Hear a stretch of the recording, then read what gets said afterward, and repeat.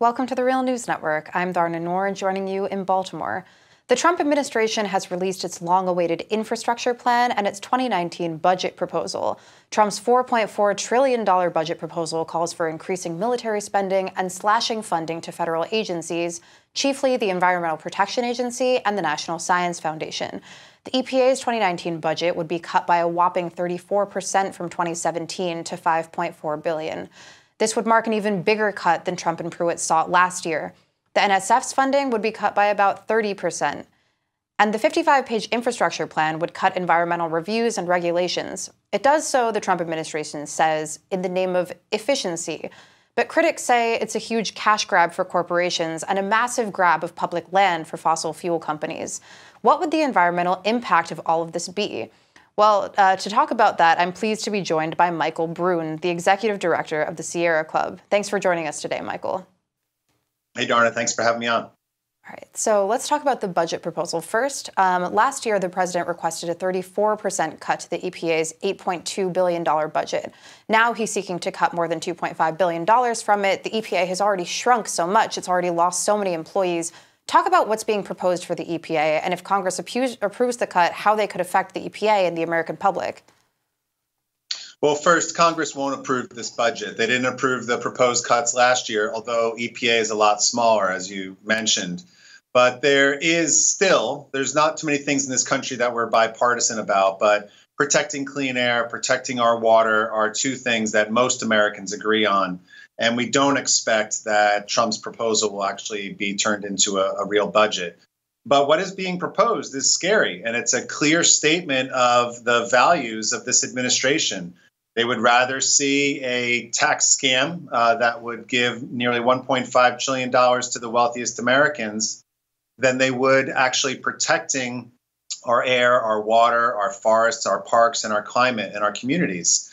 And so what we're seeing is a concerted attempt, whether it's through tax policy or budgetary policy or undermining regulations, in which we have Trump and the EPA administrator, Scott Pruitt, consistently and persistently looking to weaken our protections and provide more giveaways to the fossil fuel industry. And what about the cuts to the National Science Foundation? There's a proposed cut of 30% of its budget. What could that mean? Well, look, this is just a continuation of the administration's policies. We have a president who doesn't understand science. He doesn't respect science. And he certainly isn't embracing science as a way to guide his policies and guide his views. And so this budget, sadly, is not coming as much of a surprise. What it would do is it would hemorrhage our ability to understand the world around us and to help guide our economy and guide public policy decisions in a way that are in accord with the natural world around us. What is being proposed is a huge cut to the National Science Foundation. We're also finding other cuts to different scientific agencies throughout the federal government. And once again, this is just not in agreement with where most Americans are. It's not what businesses want, and it certainly doesn't make good public policy. And while all of these federal agencies would see these huge cuts, Trump is proposing a large increase in military spending. So talk about what kind of environmental impact that could have. Well, again, anybody who's studied the last several wars that we fought in knows that there's always not just a severe human cost, but a severe environmental cost as well. And in fact, we're seeing environmental degradation as a cause of much conflict around the world, whether it's climate refugees or the lack of available water. And so, again, we have to find a way in which the federal government is developing budgets and policies that reflect the will of our voters, but also have a long-term view on what's needed in the U.S. and around the world. So I want to talk about the Department of the Interior as well. Of course, the proposed budget would cut funding to the Department of the Interior. But talk about the Department of the Interior also in terms of the infrastructure plan. The infrastructure plan would give the Interior Secretary the authority to approve natural gas pipelines going through national parks. Talk a little bit about what the changes could look like. Sure. I'll talk about both the budget and the infrastructure proposal. Both are disastrous for our public lands, both our parks, our forests, and some of the most beautiful and special places that all Americans own because they're public lands and millions of Americans enjoy every year. in the budget, what we're seeing is, as you mentioned, both a significant cut in the Department of the Interior's budget, but also an increase in the fees that people would pay to go to many national parks. It would cost $70 to go to Yosemite or Yellowstone or Joshua Tree National Park and many others.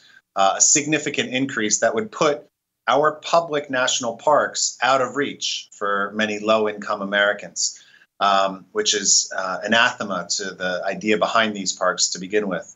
But what we're also seeing is an expansion of fossil fuel development on our public lands all across the country. More coal, more oil, more gas, more mining, more destructive activity. They want to kick people out and allow for corporations to come in and liquidate our public lands for private gain. And in many of those kinds of projects, the 55-page plan proposes cuts to environmental reviews to these projects. It claims that these cuts will make projects more efficient. So what's your response to that? I laugh because there are code words. It'll make it more efficient. It'll help to streamline these development projects. It's nothing of the sort. The National Environmental Policy Act is an act that was signed by President Nixon back in the 70s. It had huge bipartisan support because what it meant is that it would involve infrastructure development that was smart from the start, where you get citizen engagement. You have people who live near a particular bridge or a road or any kind of infrastructure project to help shape where it should go, what it should look like. And then we have the Clean Air Act and the Clean Water Act, which, again, were bipartisan pieces of legislation designed to make sure that our air and water can be clean for all Americans. And so the infrastructure proposal that we saw yesterday would gut those protections. It would gut those safeguards in the name of efficiency. So rather than smart from the start, we're seeing an infrastructure proposal that doesn't even take into account climate change or the amount of flooding or wildfires that can take place. So it's not smart from the start. It's more like dumb as a rule of thumb. It just doesn't really make sense for us to be building and developing in a way that doesn't reflect reality, and it doesn't reflect our commonly held, widespread values that support clean air, clean water, healthy families, and healthy communities. In the budget proposal, there are also all of these proposed budget cuts to the Department of the Interior and a proposal to actually use energy sales on public land to help fund infrastructure projects for the DOI. I want to talk about what effect that would have, and then also the infrastructure plan's effect on the Department of the Interior. The infrastructure plan would give the Interior Secretary the authority to, for instance, approve natural gas pipelines going through national parks. Talk a little bit about that. Okay, well, 2 points. One, any kind of energy investment would create jobs. It's fair to say that a new oil and gas rig or a new coal mine would create jobs. It's also fair to say that an offshore wind development or onshore wind turbine project or solar installation would also create jobs.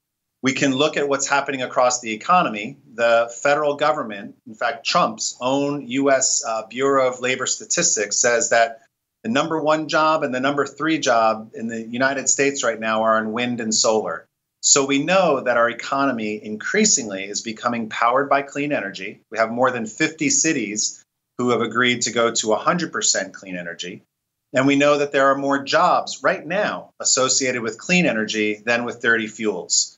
And so what we need is an infrastructure project that creates jobs, that provides a stimulus for our economy, that helps us to repair our decaying infrastructure, but does it in a way that acknowledges that climate change is real, that acknowledges that renewable power cuts air and water pollution, but also creates more jobs than with dirty fuels. We should be able to do more than two things, or at least more than one thing at the same time.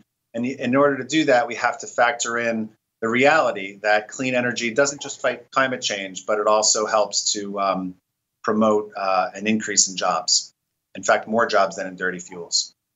So if it's not creating jobs and it's obviously not making any environmental protections easier, what is the overall agenda here? Why is the Trump administration slashing all of these programs, making all of these cuts, deregulating? Is this just to rally the support of his fossil fuel campaign donors? Yeah, I mean, look, there's no secret what's going on here. It's actually pretty simple. Trump has said that climate change is a hoax.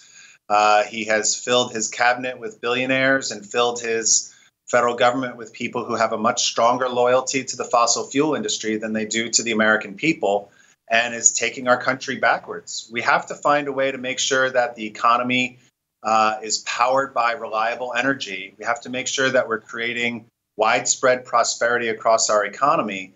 And the best way to do that is to continue a transition away from fossil fuels to clean energy.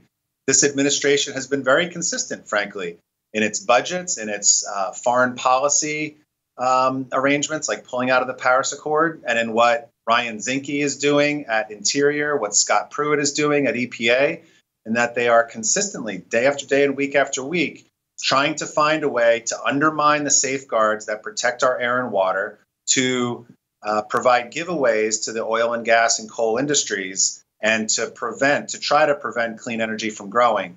The good news is that that's not happening. We've actually retired a coal plant since Trump was elected every 19 days.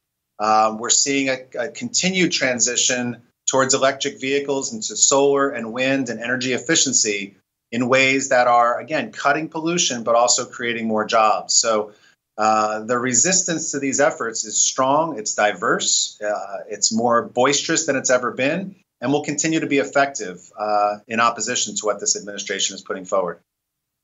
All right, well, keep us posted, and thank you so much for joining us today, Michael. Will do. Thanks, Darna. Take care. And thank you for joining us on the Real News Network.